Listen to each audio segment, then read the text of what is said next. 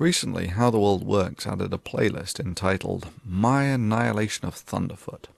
The cute irony being that the last video in the series, that's 1/4 of the entire videos, he had nothing to do with at all.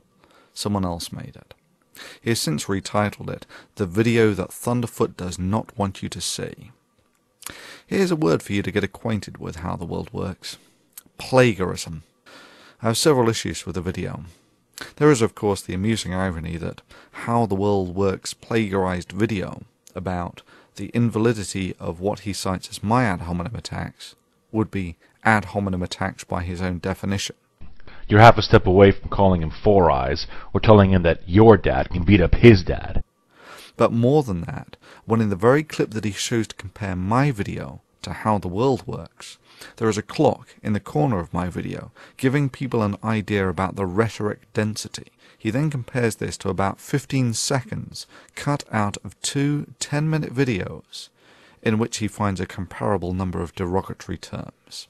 Many would see this form of cherry-picking as intentionally misleading, as it cuts out 99% of the video and context from which it's clear why I reach the level of disdain that I have for how the world works.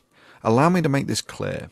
An ad hominem attack as a logical fallacy is when it is used as a substitute for an argument. Invariably, the terms that I use are derived from or are a consequence of presented arguments. And yes, I make no secret of my disdain for someone who engages in actions as antisocial as selling disinformation and conspiracy theories, especially ones which may end up affecting the future of mankind, for cash. The second that North Korea got a missile and was threatening to launch it, we should have bombed the missile site. Period. I think branding this jerk as Captain Stares-a-Lot is both fitting and humorous under the circumstances. Similarly, Mr. Buster correctly quotes me as saying that I do not attempt to monetize the Thunderfoot channel, as this could be used as an unfair criticism from suggesting a conflict of interest or some such. And yeah, that does put a fiscal value on the level to which I honour the integrity of this channel. He then suggests that I am a hypocrite due to my criticism of how the world works. But of course, it is an entirely fair criticism of how the world works. He is a money-grubbing subscriber whore, and the fact that I do not attempt to monetize my channel to maintain its integrity does nothing to nullify this. But let's be fair about this, and watch another 30-second video that How the World Works has since deleted, so that we can more fully make up our mind. Hi everyone, today is the new year, and I just want to thank everybody who subscribed to my new channel, How the World Works. Everyone knows that I was hoping to get around 200 subscribers by today. I got around 330. So everyone who subscribed, thanks a lot. And if you haven't subscribed, go over to How the World Works and subscribe right now. I'm going to be offering some promotional prizes for subscribers, and I'm going to be creating some new videos, so you're going to want to check them out. Go over there, subscribe to How the World Works. Hope you have a good new year. And yeah, his intentions and his motives are relevant. Intentionally making money through disinformation is significantly worse than merely making money through disinformation. You clearly disagree with some of the arguments that were made. Let's take, for instance, slavery.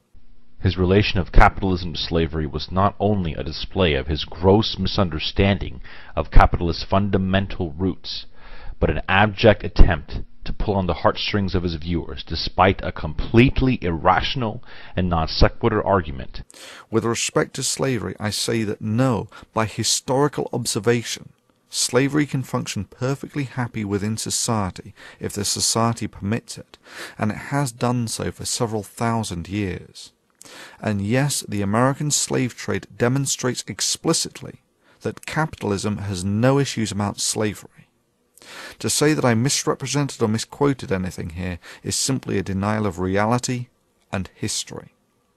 Similarly, claiming this is merely an appeal to emotion is just not true. Its effects are directly relevant today.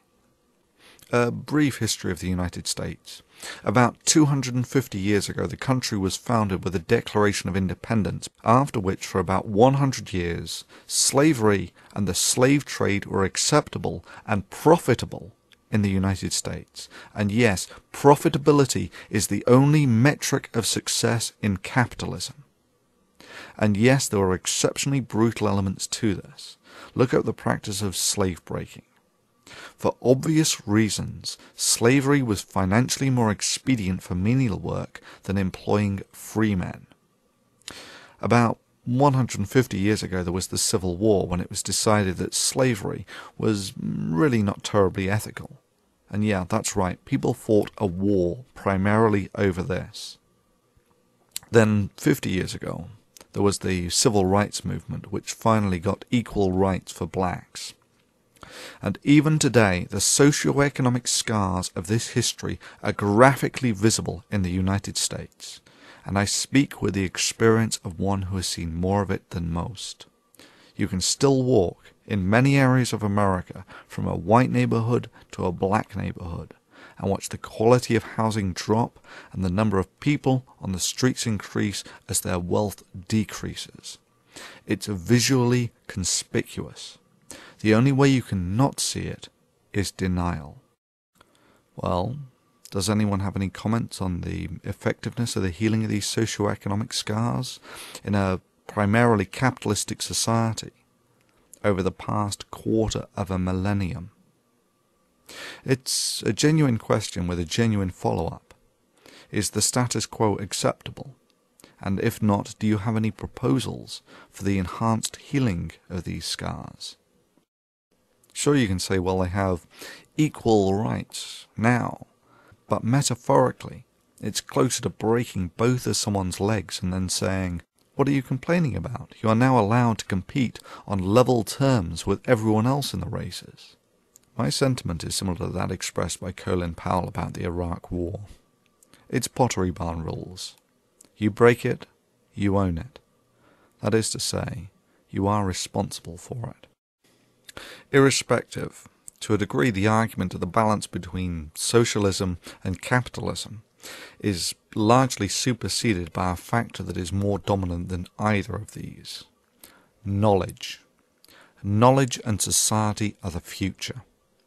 Indeed, the interplay between knowledge, society, and the advancement of civilization was next on the cutting board before I got distracted by Captain Stairs-a-Lot. Thankfully, How the World Works has effectively scurried away with his tail between his legs, in rather a timely fashion, I may add, as I have real-world commitments for the best part of the next 3 weeks or so, and really can't do anything anyway. But after that, say anything demonstrably stupid, and your ass is toast. But let's summarize the similarities between the poster boy for conspiracy stupidity, that's PCS2, and his global warming conspiracy, and creationists. Both show contempt for the most qualified people in the world when they field educated opinions on their subject. Both are happy to quote mine in order to misrepresent and mischaracterize what they perceive as their opposition. Both think that the science that built the civilization they live in and are utterly dependent upon is made up of some evil conspiracy out to get them. Both have no issues with plagiarism.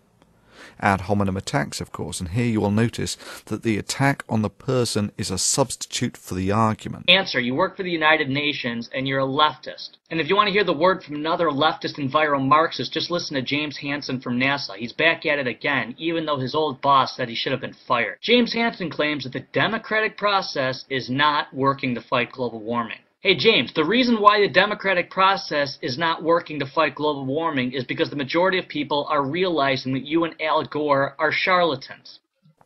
Both demonstrate their lack of character and moral fiber, in that YouTube gives them the ability to censor comments and both zealously engage in the activity. And of course both, when all other options have been exhausted, simply tip the board over and declare victory. So experts, now that I went through every one of your arguments and completely annihilated them... Regrettably, How the World Works. Sorry. PCS2. That's not how the world works. Annihilating someone's argument is not a criterion that is simply achieved by declaring it. Indeed, the mere fact that you need to make such a statement seems to suggest that you do not think that this is self-evident from your argument. In that respect, it's more like Fox News claiming to be fair and balanced. Allow me to summarize PCS2. Braying about how smart you think you are does little to add to your credibility when you are categorically wrong on multiple elementary levels, especially when you further compound your errors by further attempting to justify your ignorance by a variety of deeply unconvincing excuses, and then finally claim that factual veracity is not important as it's only YouTube and who the heck cares, and then ultimately, when all other possible options have been explored, you correct your mistake. To summarize the summary, the knowledge of mankind has guardians to stop antisocial vermin such as yourself from pissing in the fountain of knowledge. To summarize the summary of the summary, keep polluting science, swine. Your bitch ass is mine, sunshine.